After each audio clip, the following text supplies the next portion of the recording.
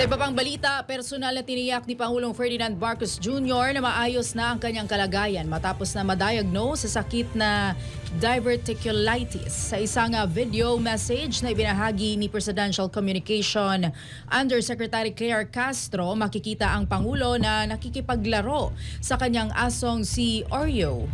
Ayon sa Pangulo, niresetahan siya ng gamot at patuloy na umiinom ng antibiotics.